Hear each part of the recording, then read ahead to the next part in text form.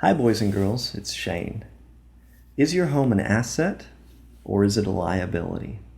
The way you answer this question has a great deal to do with whether you're going to be financially successful or not, because it goes to one of the more fundamental things about being financially successful. And this isn't complicated. You can all follow this video and learn something. This will be easy to understand.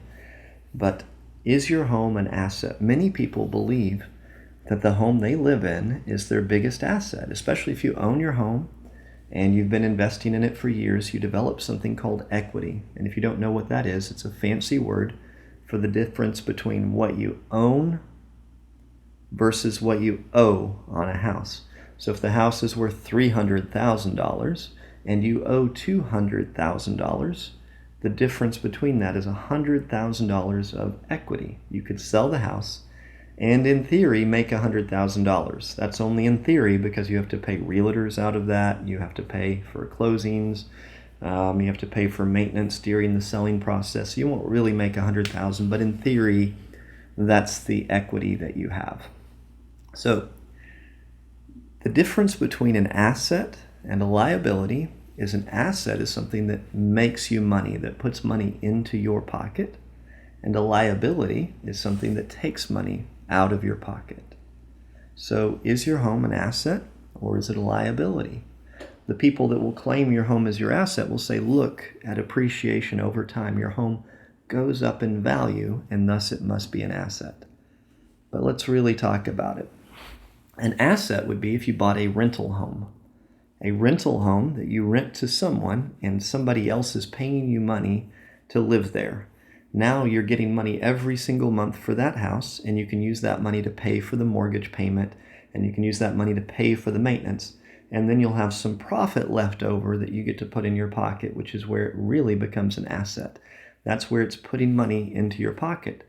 The home that you live in, let's say you have a mortgage of $1,500 a month or $1,200 a month, whatever that number is, every single month you have to pay that mortgage. Most of that goes to interest. A small amount of it will go towards building equity in the property. But as a part of the privilege of owning that home, what happens when the air conditioner breaks? You have to pay to fix it. What happens when an unexpected storm blows a tree over on your house? Happened to me. Your insurance may have to pay, but you also probably have a deductible, so you're going to be out of pocket some of the money in order to fix that. And so for me, it was $1,000 I had to spend out of pocket. So that's money coming away from me and going into the house. But let's talk about the house I owned the longest, the one that me and my wife bought from a flipper the wrong way, but the way most of you buy houses. I was 23 at the time, so it was my very first home. My wife and I were planning to live here forever. We found one that we liked the neighborhood of. I'd always walked through this neighborhood when I was a kid and thought it'd be really cool to live here in this neighborhood. I loved the big giant trees and all of that. And we bought it for $85,000. And we thought, wow, this is amazing. Well, it really wasn't that amazing because it was flipped. Things broke. Well, even if it wasn't flipped, things would still break, but things were done poorly. So I had to fix several things in it. And I ended up doing a total home remodel over the 15 years that I lived there, including adding a 3-story, 1,000-square-foot addition to the house.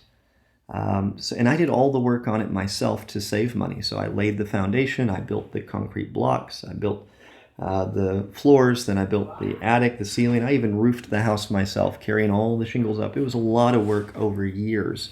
So all in all, I would have had $85,000 plus about $25,000 into it. So I had about $110,000 in the house. I lived there for 15 years.